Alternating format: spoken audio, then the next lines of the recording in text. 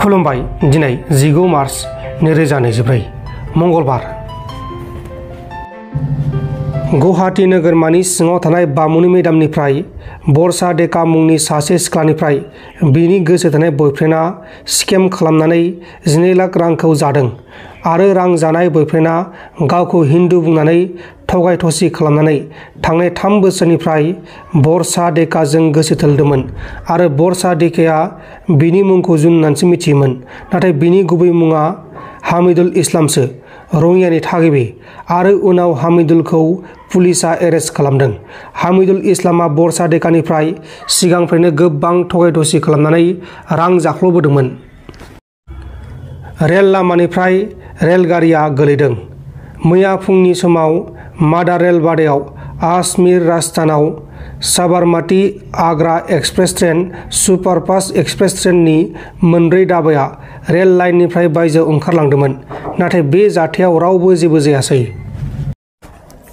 हजाइ जिल्लानि सिङाव थानाय रायकाटा काछारीगावनि सासे आइजोआ हाग्रानि मैदेरजों गाग्लोबजादों, नाथाय गाग्लोबजानाय आइजोआ थैथारासै, गोब्राबै जोखोम जादों। उनाव लोगो लोगोनो आइजोखौ साखाथिनि मानसिफोरा फाहामसालिसिम लांनानै फाहामथायनाय जादों। मैदेरजों गाग्लोबजानाय आइजोनि मुङा जाबाय दिमुली केम्प्राय आरो बे जाथाया मबाइलनि केमेरायाव सेबखांजादों। नगावआव सासे एफबिडिसिएलनि मावथिआ रां जानाय केसआव रेड हेन्डेड हमजादों। रां दाबि खालामजानाय सुबुङा एन्टि करप्शन बिफाननो खौरां हरनायनि उनाव एन्टि करप्शन बिफानआ दायनिगिरिया रां लाबाय थानाय समाव उदाङै हमदों। हमजानाय दायनिगिरिनि मुङा जाबाय नन्द हाजरिका। नन्द हाजरिकाया कमार्शियेल मिटारनि थाखाय रां लानानै खामानिखौ मावनो नागिरदोंमोन। झारखन्डनि धनबादनि मास्टारपाड़ा कल'नियाव फिसाज्लाया गावनि थैनाय बिमाजों आरो थैनाय बिमानि खौरांखौ रावनोबो खोन्थायाबालासिनो दुखुजों न' सिङाव बिमानि गोथै सह'जों सानबासिम थाफादों आरो बिमानि गोथै सह'खौबो जेरावबो बोथ्रोदाखैबो आरो जेरावबो लाङाखैमोन, जायगायावनो दोनबाय थादोंमोन। उनाव लकेलनि मानसिफोरा गेसाव मोनामनायनि उनाव पुलिसनो खौरां हरनायनि उनावसो पुलिसआ गोथै सह'खौ बोखांनानै जाथायनि सायाव नायबिजिरनाय जादों। थैनाय बिमानि मुङा जाबाय आशा उपाध्ये, 74 बोसोर बैसोनि, आरो गोथै सह'जों सानबासिम थाफानाय फिसाज्लानि मुङा जाबाय सौरभ उपाध्ये आरो बिमाया आशाया थांनाय 1 बोसोर सिगां न'नि सिरिनिफ्राय गोलैनानै थाबायनो हायै जाना दंमोन आरो सौरभआ बिमाजोंनो थाफायोमोन। आहमदाबाद गुजरात इउनिभार्सिटियाव 5 इन्टारनेशनेल फरायसाफोरखौ नामाज फरायनायनि जाहोनाव गाज्रि बुनानै गोब्राबै जोखोम खालामदों। 5 फरायसाफोरा आफगानिस्ताननि, उजबेकिस्ताननि, श्रीलंकानि, बांलादेशनि आरो आफ्रिकानि। आरो बे जाथायनि भिडिअ'आ ससियेल मिडियानि गेजेराव गोबां गोसारगासिनोबो दङ। दा बे जाथायनि सायाव नायबिजिरनाया सोलिगासिनो दङ।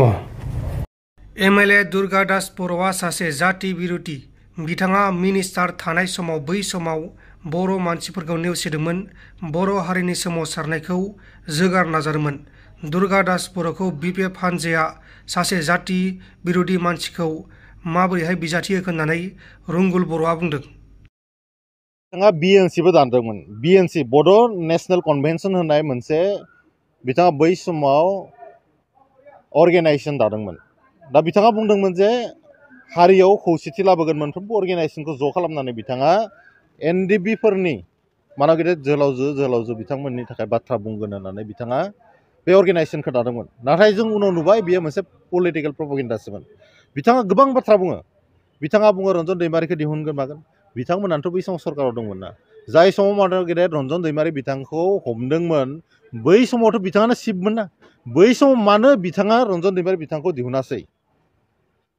आरो बयबो बावलांनो नागिरो बिटिआर एकर्डखौ बिथांमोना समालोचना खालामबाय थायो। नाथाय बिटिआर एकर्डनि सासे सिगनेटरिया जाबाय मानाव गेदेर हाग्रामा महिलारि बिथाङाबो। आरो बिथाङानो बुंदोंमोन बिटिआर एकर्डनि मोनफ्रोमबो दफाया जुदि इमप्लिमेन्टेसन जायोब्ला बेनि गेजेरजों बड'लेण्ड रायजोआ सोरजिजागोन होननानै बिथाङा बाथ्राफोरखौ बुंनानै बावगारो। दिनैनि तारिखआव बिथाङा मानाव गेदेर प्रमद बर' बिथांखौ समालोचना खालामनो नागिरो। नाथाय बिथाङाबो मोनसे समाव गुलि अरनानै समायखिरा लादोंमोन, जेब्ला समसिम बड'लेण्ड जाया अब्लासिम सोमावसारनायखौ दोनथ'आ होननानै। नाथाय बिथाङा चिफ जानो लुगैनानै बे समाव लामा ससेयाव सोमावसारनायखौ दोनथ'नानै गारनानै फैनानै बर' हारिखौ गोथौ हाखराव खोख्लैनानै गाव 17 बोसोर चिफ जाफैदों। आरो बिथांनि समावनो 2005-06 सनाव 150 जननिख्रुइ बांसिन बर' इन्टेलेक्सुवेलफोरा जिउ गोमानो गोनां जादों बे बाथ्राखौबो खिन्थु बर' हारिया बावाखै 110% बड'लेण्ड जाया होनग्रा मानसियाबो बे हाग्रामा महिलारि बिथाङानो दिनै बर' हारिखौ बोफ्ले जिफ्ले खालामग्रा मानसियाबो गोदाव सोराव खालामग्रायाबो हाग्रामा महिलारियानो मालाबा ख्रिस्टानफोरनि एगेन्स्टआव बिथाङा बुङो मालाबा बाथौफोरनि एगेन्स्टआव बिथाङा बुंनो नागिरो दा धोरोमनि गेजेरजों बर' हारिखौ सोखावनो बिथाङा सोर बिथाङा हारिनि साननैसो खामानि मावनानै गावनि दरमाहाखौ लाबाय सिब जानानै नाथाय बिथाङा सानफ्रोमबो असान्थि माने सोरजिनो थाखाय स्कप नागिरबाय थायो सोरखौबा हाथियार होनानै हाग्रायाव दैदेननो नागिरो दाखालि बावैसो साननैसो सिगाङाव माखासे हाथियारा हमजाबाय बे हाथियारखौ होनानै सोर हाग्रायाव थांनो सेंग्राफोरखौ हिंस होदोंमोन बे बाथ्राखौबो दिनैनि तारिखआव रायजो राजा मोनथिगौ बिथांमोना बेनिखायनोथ' बुंबाय थादों असान्थि जादों बेराफारसेथिं मानाव गेदेर प्रमद बर' बिथाङा सान्थि लाबोनो नाजायो बेराफारसेथिं मानाव गेदेर हाग्रामा महिलारि बिथाङा सेंग्रा जोलैखौ मिसलिड खालामनानै हाथियार होनानै हाग्रायाव दैदेनलांनो माखासे हिंस होनानै बिथांमोनखौ उसुतनि होनानै बर' हारिखौ गोदाव सोराव खालामनो नागिरो दिनै खावलायदों जों गोदान जेनेरेसना खावलायदों बिथांनि जि माने प्रपगेन्डा पलिटिकेल माने मिस इन्टारप्रिटेसन बेफोरखौ बिथाङा बाद होनानै खमसे खम थांनाय समाव जेरैबायदि बिथाङा गोरोन्थि खालामबाय फैबाय थानाय समाव जाहाथे बिदि गोरोन्थि खालामा जों खावलायदों बिथांखौ आङो मोनसे राजखान्थि हान्जा BPFनि दैदेनगिरि मानाव गेदेर हाग्रामा महिलारि बिथांनि कम्पानिखौ सोंनो लुबैदों सासे जाति बिर'धि दुर्गादास बर' जाय समाव बिथाङा मिनिस्टार दंमोन बै समाव बिथाङा मिनिस्टार थानाय समाव बर' मानसिफोरखौ बोरै बेबहार खालामदोंमोन आरो बर'नि आन्दलनखौ बिथांमोना माबायदिहाय जौगानो नागिरदों बै समाव बोरै बर' मानसिफोरखौ नाख्रेबदोंमोन बोरै सोबख'दोंमोन बे बाथ्राफोरखौ जोंनि मानसिफ्रा दाबो बावाखै दा बेबायदि सासे जाति बिर'धि मानसिखौ बिथांमोना मानो केन्डिडेट होखो एक नाम्बार कुइसना बेयावसो जादों जोङो सारप्राइज जायो मालाबा जे मानाव गेदेर हाग्रामा महिलारिया जेसेबांखिनि जाति बिर'धि खामानि दोङो जोंनि बर' हारिनि बिर'धि खामानि बिथाङा मावबाय थायो गेजेराव बिथाङा बर' ख्रिस्टानफोरनि एगेन्स्टआव दिल्लीयाव थांनानै राइटिं पेडआव लिरना हरबाय मानाव गेदेर प्रमद बर'नि एगेन्स्टआव जे ख्रिस्टानफोरनि खामानि मावगासिनो दं ख्रिस्टानफोरा बर' नङा होनबा BTCनि गेटआव सेक्रेटारियेट मोखाङाव जेथिया मानाव गेदेर प्रमद बर' बिथांनि दैदेननायाव बर' हांखोजों खोब मोजाङै गां लिरबाय बर'नि हारिमु रावखौ सिनायथि होनो होननानै बे समाव BPFनि सासे दैदेनगिरि देरहासार बसुमतारिया बुंबाय बेयाव फारियाव जाग्राफोरनिबो रावा जानांगौ होननानै बेराफारसेथिं बिथांमोना बुंदों जाय समाव बिथांमोना सरकाराव दङमोन जे गुबुनखौ ST होनायावबो बा सिरा जाग्राफोरखौ ST होनायावबो बिथांमोना जेबो अबजेक्सन गैया अब्ला बिथांमोननो जुदि बयखौबो ST रिजार्भेसनाव सोना होनाय जायोब्ला बिथांमोना बहा इलेक्सन गेलेगोन मानाव गेदेर हाग्रामा महिलारिया बहा इलेक्सन गेलेगोन जोंनि 6 सिडिउलनि जि क्राइटेरिया बे बहा थागोन बाथ्राया बेफोरबायदिसो दा बेनिखायनो बिथांमोना सोरबा ट्रेक्टराव माने थाव गैया माबा होनाया बेयो सेकेन्डारि बाथ्रा फार्स्ट बाथ्राया जाबाय मानाव गेदेर हाग्रामा महिलारि बिथाङाबो सोमावसारनानै फैदोंमोन बिथाङा दिनैनि तारिखआव बर' हारिनि सुथुर दुर्गादास बर' बिथांखौ मानो केन्डिडेटसार होखो कुइसना बेसो मोनसे बाथ्राखौ साफ्रोमबो बर'आ दिनैनि तारिखआव गोसोआव लाखिनाया मोजां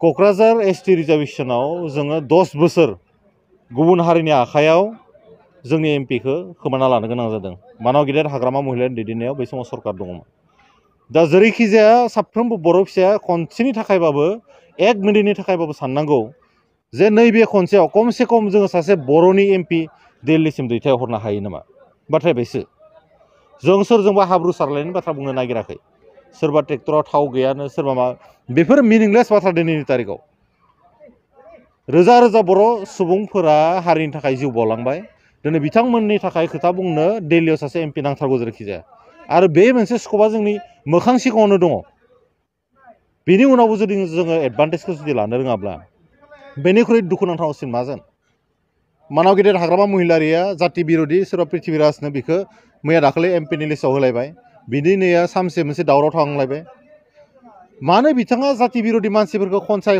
ज' खालामबाय थायो माखासे नारि केलेंकारि गोनां मानसि मानाव गेदेर कास्टम बसुमतारि जाय सुबुङा दुलाराय बर' फरायसा आफादनिफ्राय होखारजादों हिन्जावनि केसआव बेबायदि मानसिखौ दिनै खोथा बुंनो थाखाय बिथांमोना लगायनानै होयो बेसेबां लाजिथावना बाथ्रा माखासे आलु गिसावफोरखौ ज' खालामनानै बिथांमोना बर' जातिखौनो सेवहोनो नागिरदो नाथाय जों बेबायदि जानो होनो हाया जों मालाबाबो बेबायदि स्कपखौ बिथांमोननो होनो हाया जों हारिखौ गोख्रोङै दानांगोन मास्टार रेसखौ जों जेरैखि जाया खालामनांगोन बड'फा उपेन्द्रनाथ ब्रह्मनि जा सिमां बेखौ जों मोगथाङाव जेरैखि जाया खालामनांगोन दा आं जोबथारनायाव खावलायदों साफ्रोमबो बर' फिसायानो दिनैनि तारिखाव साननांगौ 10 बोसोर जों गुबुन हारिनि आखायाव एमपिखौ खोमाना लानो गोनां जादोंमोन नैबे खनसेयाव जोङो जेरैखि जाया दुलाराय बर' फरायसा आफादनि बारग' बुंथिगिरि बारग' लेङाइ आफादगिरि जातिनि थाखाय बावसोमग्रा खामानि मावग्रा जयन्त बसुमतारी बिथांखौ क'क्राझार लकसभायाव जेरैखि जाया देरहाहोनानै बर' हारिनि खामानि मावनायाव बिथांखौ मदद होनांगौ आरो फैबाय थानाय समाव जुदि जों बेबायदि खालामनो हायाब्ला मानाव गेदेर हाग्रामा महिलारिनि थिननायाव जुदि जों खामानि मावबाय थायोब्ला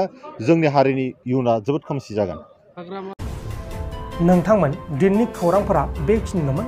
बेखिनिसिम नायनायनि थाखाय नोंथांमोननिसिम रोजा रोजा साबायखर। गोजोन्थों। एसेनोसै। जय बर' हारिनि।